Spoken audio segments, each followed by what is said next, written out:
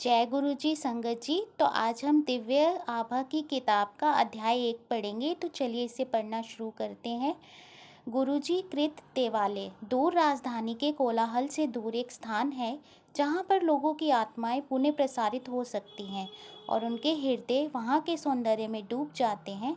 यहाँ पर वायु स्वच्छ है, धूप हरी है और आंखें चमकते हुए श्वेत संगमरमर भवन के ऊपर काली चट्टान से बने हुए विशाल लिंग से साक्षात्कार करती है। लिंग संदेश देता है कि यह स्थान शिव का आसन है। गगन की ओर उभरता हुआ लिंग शिव धर्म, साधु भाव और एक नई धार्मिक चेतना की घोषणा करता है। प्रवेश करते ही ज्ञान एवं प्रतिभा के धनी गणेश की लघु मूर्ति आगंतुक का स्वागत करती है। उसके थोड़ा बाहर उद्यान में एक अति सुंदर युवा शिव की प्रतिमा स्थापित है। कपूर गौरम करुणावतारम संसार सारम भुजगेंद्रहारम सदा वसंतम हृदयारविंदे भवम भवानी सहितम नमामि। उनके विशाल करुणा से पूरित सुंदर नयन खुले हुए हैं, मुख अर्ध मुस्कान से आनंदित है और एक हस्त आशीष देने के लिए उठा हुआ है। वे एक अति विशाल कमल पुष्प पर विराजमान है और उनके सिर के ऊपर शेषनाग की छत्र छाया है। अंदर मंदिर में पीतल निर्मित महेश्वर इसी मुद्रा में विराजमान है। उल्लेखनीय है कि महायोगी शिव तपस्या नहीं कर रहे हैं। ऐसा प्रतीत होता है कि मानो अभी तपस्या समाप्त कर एक पैर नीचे कर अपने भक्तों की समस्याओं का समाधान करने के लिए तत्पर हैं।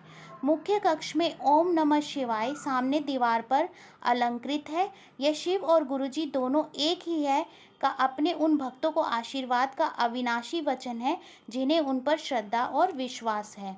असंभव लिंग निर्माण।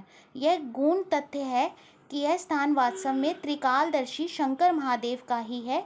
निर्माण काल के समय हुए विलक्षण घटनाओं से निर्माण से संबंधित और जो वहां पर सदा जाते रहते हैं उन महानुभावों के अनुभवों से स्पष्ट हो जाता है। मंदिर निर्माण के समय कार्य में अनेक बाधाएं आई और प्रत्येक अवसर पर चमत्कारिक रूप से वह दूर भी हो गई। यह गुरुजी के निजी हस्तक्षेप के कारण ही संभव हुआ। निर्माण प्रारंभ होने से पूर्व इस भूमि खंड पर अनेक झाड़ियां, वृक्ष और विशाल शिलाखंड और पत्थर थे जिन्हें साफ करना और हटाना आवश्यक था। परंतु हर झाड़ी और पत्थर के नीचे एक सर्प था। एक को हटाने पर दूसरा प्रकट हो जाते थे। यह देखकर वहां पर कार्य करने वाले कर्मी भाग गए। अड़िग निर्माण प्रभारी रघुवीर नामक एक सिख भक्त संयोग से जिनकी दृष्टि अति क्षीण थी, गुरुजी पर विश्वास रखने वाले श्रद्धालुओं के लिए एक और प्रसंग ने कर्मी बुलाए, किंतु इतने सांपों को देखकर वह भी भाग गए। अतः रघुवीर ने गुरुजी को इस समस्या से अवगत कराया। गुरुजी ने मुस्कुराकर रघुवीर को निर्देश दिया कि वह और कर्मी किराए पर लाए और आश्वासन दिया कि यह समस्या पुनः नहीं होगी। और ऐसा ही हुआ। अगली बार जब कर्मी आए तो उस खंड में एक भी सर्प नहीं था। मंदिर का निर्माण कार्य वर्षा ऋतु में प्रारंभ हुआ था। हर बार जब कंक्रीट डाला जाता तो वर्षा रुक जाती थी। निर्माण कार्य में लगे हुए लोगों को शीघ्र ही विश्वास हो गया कि यह संयोग नहीं है। गुरुजी स्वयं कहा करते थे कि घटनाएं चयन से होती हैं, देव योग से नहीं। गुरुजी का आदेश था कि मंदिर का गुंबद लिंग की आकृति में होगा। यह तभी संभव था जब उसको ठोस आकार दिया जाता, परंतु गुरुजी इसके विरुद्ध थे। वास्तुविद का मानना था कि यह अव्यवहारिक है और उन्होंने इसका भरपूर विरोध किया। तथापि निर्माण गुरुजी के आदेशानुसार प्रारंभ हुआ। अब दिल्ली में एक ही राजगीर था जो यह कार्य करने में सक्षम था, परंतु उसे ढूंढना सरल नहीं था। रघुवीर ने उनको कैसे खोज निकाला, यह स्वयं में एक सत्संग है। निर्माण करते हुए लिंग का निचला भाग बिना समस्या के बन गया, किंतु ऊपरी भाग में दरारें आ गई। रघुवीर को इस समस्या से अवगत किया गया। उन्होंने ठेकेदार को पुनः निर्माण करने को कहा, किंतु फल वही रहा। अब समस्या निदान हेतु गुरुजी के समक्ष रखी गई तो उन्होंने उत्तर दिया कि उनको पुनः प्रयत्न करने को कहो, इस बार वह उसको आधार देंगे।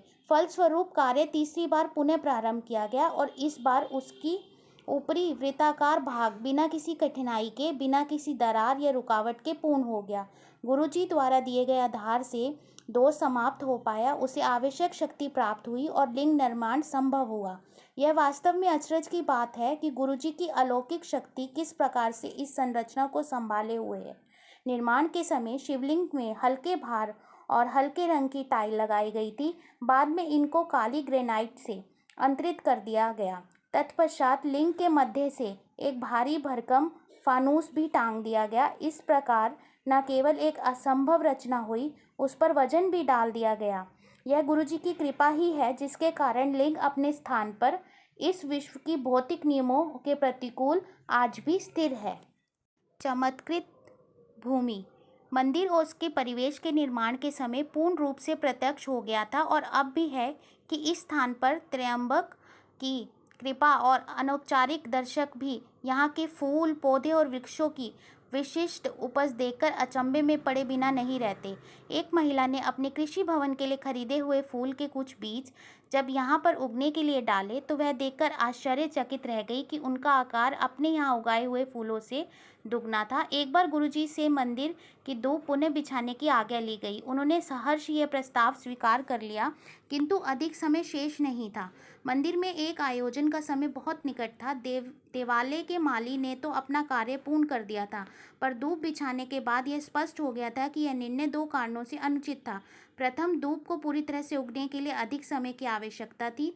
दूसरा यह कि जिस प्रजाति की धूप डाली गई थी वह पहली कटाई से पूर्व पैर में जरूर चुभती है और उसके पश्चात ही मलमल की तरह नरम होती है। समय के अभाव में यह दोनों असंभव प्रतीत हो रहे थे, किंतु कुछ ही दिनों में धूप की आश्चर्यचकित करने वाली वृद्धि को देखकर सब विस्मित रह गए। धूप की पहली कटाई आयोजन से काफ़ी पूर्व करी गई और उपज इतनी अधिक थी कि आयोजन से पूर्व एक और कटाई की आवश्यकता पड़ गई। आयोजन के समय प्रांगण में धूप की उत्कृष्टता देखकर आगंतुक प्रशंसा किए बिना नहीं रहे। इस प्रसंग को सुन और देखकर धूप के विशेषज्ञ भी विश्वास नहीं कर पा रहे थे। सर्वव्यापी गुरुजी देवालय में यदा कदा कुछ आश्चर्यजनक घटनाएं होती रहती हैं जो दैविक अलौकिक शक्ति की ओर संकेत देती है। मंदिर में दर्शकों ने अक्सर प्रांगण में शिव की प्रतिमा के भाव बदलते देखे हैं और वर्ष 2006 में होली के अवसर पर मुख्य सभागृह में पीतल की शिव प्रतिमा पर एक स्थान पर रंग लगा देखा गया था। यह सुनिश्चित है कि सर्वव्यापी गुरुजी की दृष्टि सदा मंदिर पर रहती है। एक अध्यापिका का वृतांत वर्णनीय है। गुरु पूर्णिमा के अवसर पर वह प्रातःकाल 6:15 बजे अपने विद्यालय जाने से पूर्व मंदिर गई।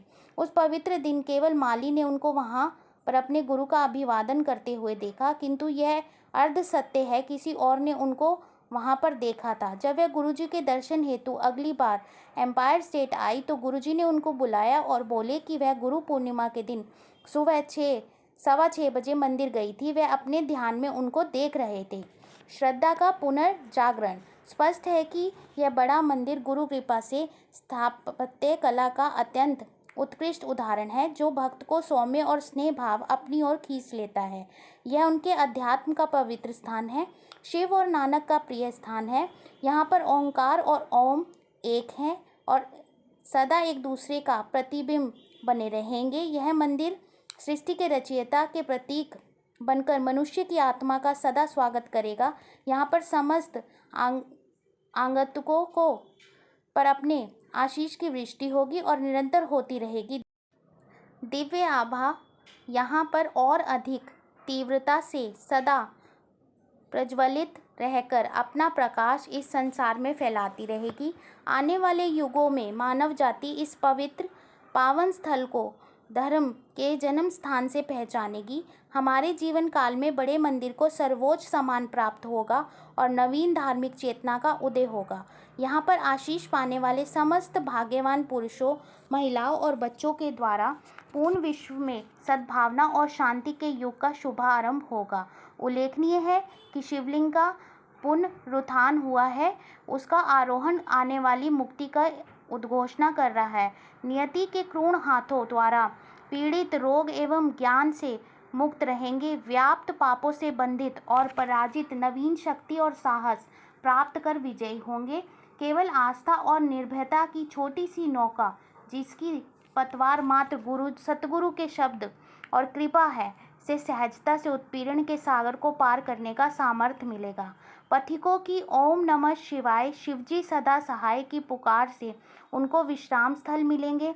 संकट और अत्यंत कठोर यात्रा काल में देवस्थान में अंकित यह शब्द गुरुजी के परिश्रम से उनके हृदय और मन पर चिन्हित उनकी हुंकार मित्र रक्षक प्रेम और एकमात्र दिशा दर्शक होंगे। अधर्म अपनी चरम सीमा पर पराजित होगा और भक्त सुरक्षित रहेंगे। भौतिक और मानसिक पीड़ाओं से ग्रस्त अपने आप से ही संग्राम करती इस संस्कृति के योद्धाओं को यह शिवालय निर्वाण प्रदान करेगा। इस देवालय से प्रतिपादित होती गुरुजी की करुणा सबका निदान करेगी। कालांतर में यह मंदिर उनका प्रभुत्व प्रमाणित करेगा। वायुमंडल उनके शब्द सर्वत्र फैलाएंगे और उनकी इच्छा पूर्ति होगी। इस पृथ्वी पर यह देवालय सदा शिव की कृपा का चिन्ह रहेगा। सब आए इस पवित्र स्थान पर शिव कृपा से मन में अंकित हो सबकी अभिलाषाएं पूर्ण। सतगुरु रखे हमें सदा अपनी शरण में। जय गुरु जी, शुक्राना गुरु जी, अनंतम अनंतम शुक्राना गुरु जी।